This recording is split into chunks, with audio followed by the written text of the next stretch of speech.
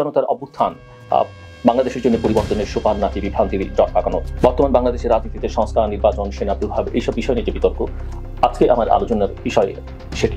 বাংলাদেশের রাজনীতি এক নতুন বাগবদলের মুখে।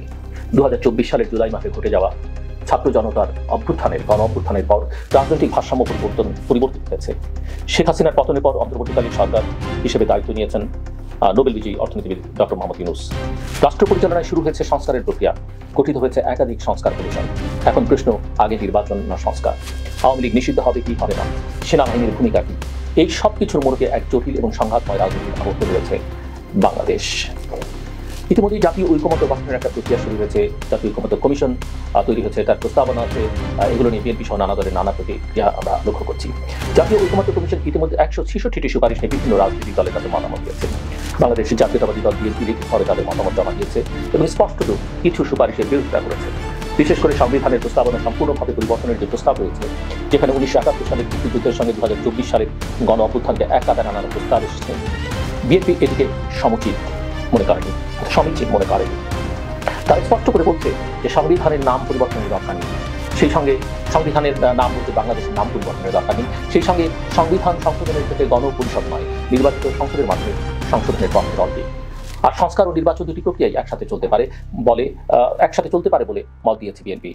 তারা চার্টার অফ রিফর্ম নামে একটি সংস্কার সনদ তৈরি করে পরবর্তী নির্বাচিত সরকারকে বাস্তবায়নের আহ্বান জানিয়েছে। তারা মনে করে নির্বাচিত সরকারই কাজগুলো করুক। এরপর আছে এনসিসি এবং অনির্বাচিতদের প্রস্তাবিত কর্তৃত্বের বিষয়। সংবিধান সংস্কার কমিশনের সুপারিশে জাতীয় সাংবিধানিক কাউন্সিল এনসিসি নামের একটি নতুন কাঠামোর প্রস্তাব এসেছে, যা কার্যত নির্বাচন কমিশন, বিচার বিভাগ, এমনকি প্রশাসনের গুরুত্বপূর্ণ নিয়ন্ত্রণ নিজের অধীনে রাখতে চায়।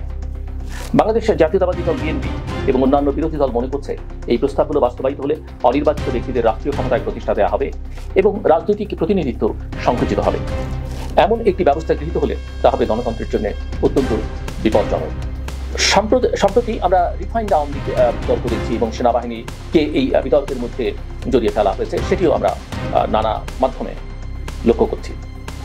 আপনারা জানেন যে সম্প্রতি জাতীয় নাগরিক পার্টি এনসিপির দুই মুখ্য সংগঠকের মাঝে বিরোধ খানিকটা প্রকাশ্যে এসেছে।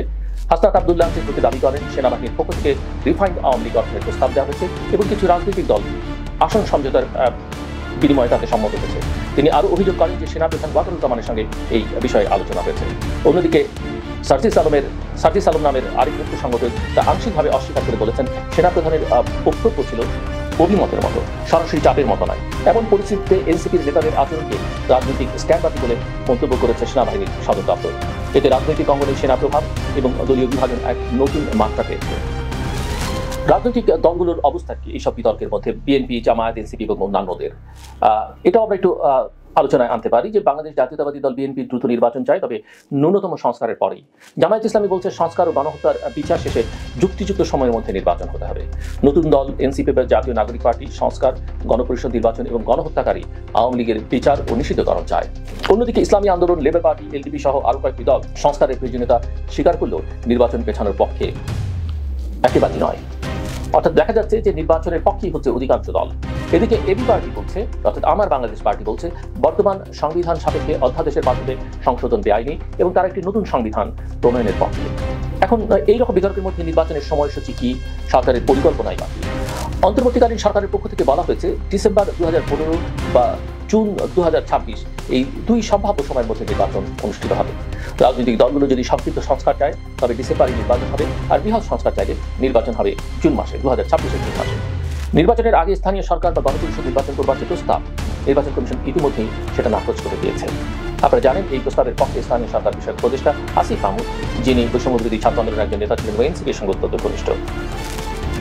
এই গোটা বিষয়টা নিয়ে অনেকেই মনে করেন যে অতিরিক্ত সংস্কার চাহিদা আসলে নির্বাচনের বিলম্ব ঘটতে পারে এবং রাজনৈতিক ঐক্য ভেঙে যেতে পারে। সেনাবাহিনীর ভূমিকা এবং রাজনৈতিক যোগাযোগ নিয়ে জনমনে নানা প্রশ্ন উঠেছে। এনসিপির অভ্যন্তরীণ বিতর্ক, সেনাপ্রধানের বিরুদ্ধে অভিযোগ এবং রাজনৈতিক নেতাদের অভিমত সবই রাজনৈতিক অনিশ্চয়তা বাড়াচ্ছে এবং এটা স্পষ্ট যে সেনাপ্রধানকে বিতর্কের মধ্যে টেনে আনা হচ্ছে। একজন বিশ্লেষক বলছেন যে এভাবে একের পর এক ইস্যু তৈরি করে নির্বাচন পেছানোর চেষ্টা হচ্ছে, এতে জনগণের মনে অনাস্থা তৈরি হচ্ছে এবং এই অনাস্থা আসলে বাংলাদেশকে একটা জটিল পরিস্থিতির দিকে নিয়ে যেতে পারে। একটা নতুন বিতর্কের মধ্যে বাংলাদেশ পড়ে যাচ্ছে এবং যে বিতর্ক থেকে বেরিয়ে আসা হয়তো কঠিন হবে। বর্তমান বাংলাদেশের রাজনীতিতে সবচেয়ে জরুরি বিষয় সময়ের মধ্যে একটা গ্রহণযোগ্য নির্বাচন যত তাড়াতাড়ি সম্ভব এবং এর আগে ন্যূনতম দরকারি সংস্কার। জাতীয় ঐকমত্য ছাড়া রাষ্ট্র সংস্কার যেমন অসম্ভব, তেমনি নিরপেক্ষ নির্বাচন ছাড়া গণতন্ত্র পুনঃপ্রতিষ্ঠা সম্ভব নয়। বাংলাদেশের রাজনীতিকদের উচিত নতুন বা পুরনো সবার জন্য দলমতের ঊর্ধ্বে দেশ এবং জাতির সাথে ঐকমত্য তৈরি করা।